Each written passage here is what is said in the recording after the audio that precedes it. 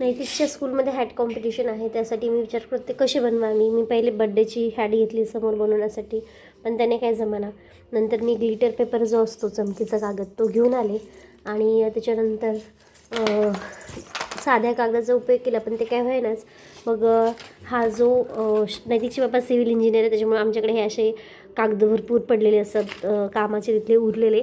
त्यातला मी एक कागद घेतला आणि त्यापासून शेप द्यायला चालू केला. हे बघा, अशा प्रकारे हॅटचा शेप देणं मी स्टार्ट केलं.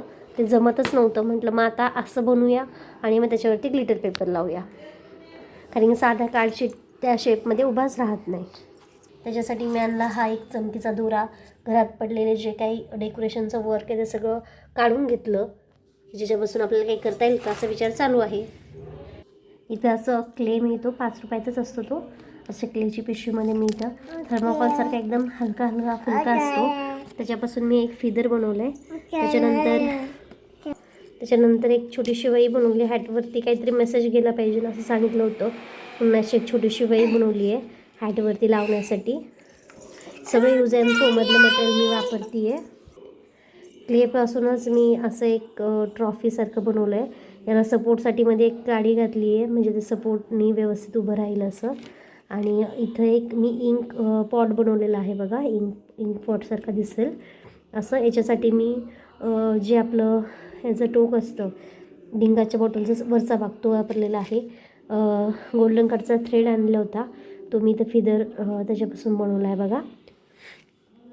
आणि त्याच्यानंतर घरात पडलेल्या जुन्या एका पेनाच्या टोकापासून हे एक पेन असं बनवलेलं आहे. मला याच्यातून बुक्स रीड केल्यानंतर सक्सेस मिळतो हा मेसेज द्यायचा. केकवर सोबत आलेला हा एक गोल्डन कलरचा बटरफ्लाय तो मी यूज करणार आहे डेकोरेशनसाठी. त्याचबरोबर नैतिकच्या एका ड्रॉइंगच्या जुन्या बुकवरती मला हा टीचिंगचा ॲपल सापडला आहे, तो मी छानसा कट करून घेतला आहे. हा टीचिंगचा ॲपलसुद्धा मी त्या हॅटवर लावू इच्छिते. आणि त्याचसोबत मला एक सुंदरसा अजून एक बटरफ्लाय सापडलं आहे.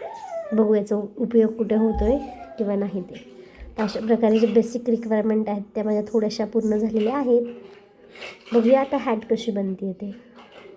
सोबतच बोर्डवर लाईन्स तयार करणं चाललं आहे, जे त्याला बोलता येईल याच्यासाठी. खाली सान्वी नैतिकनी काहीतरी लिहून ठेवलं आहे. Dan dan. आपण म्हणतो ना की स्वतः बनवलेली वस्तू चांगली असो किंवा वाईट असो, पण ती स्वतः बनवली याचा आनंद काही वेगळाच असतो. तुम्हाला त्या दिवशी दाखवलं होतं की मी त्या जे आमचे तर क्ले म्हणतात त्याला, ते मी इथं त्याच्यापासून मी हा आयकॉन म्हणजे ट्रॉफी बनवली होती. त्यानंतर इंक बॉटल आणि पेन आणि हे असं पुस्तक छोटंसं बनवलं होतं. आता फायनली माझी कॅप बनवून पूर्ण आहे. सानूच्या ड्रेसचं एक फूल होतं निघालेलं होतं, ते मी ते यूज केलं.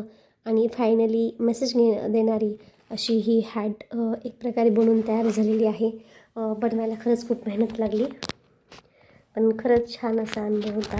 आणि लाईन्स पण नैतिकने पाठ केल्यात. आता बघू नैतिक कशा प्रकारे ह्या लाईन्स म्हणतो आहे ते. पण खरंच ही छान अशी आयडिया आहे. आणि आतून हे वर्करनी दिसते अशी बघा, पण आतून जर बघितली तर त्याला असं थोडंसं धागे दिसतात, पण ते दिसणारच आहे आणि ते झाकून जातात. त्याच्यामुळे त्याचं काही वाटत नाही, कारण की एवढ्याला चिटकवणं जास्त काही शक्य नव्हतं, म्हणून वापरली ही छोटीशी आयडिया आहे. कशी वाटली हॅट नक्की सांगा.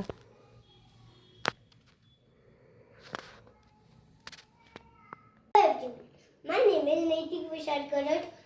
Today I represent hat which show the importance of books. I do believe something very magical can happen when you read a good book. Books train your mind to imagination, to think big. Your positive action combined with your positive thinking result in success. Thank you. Bye.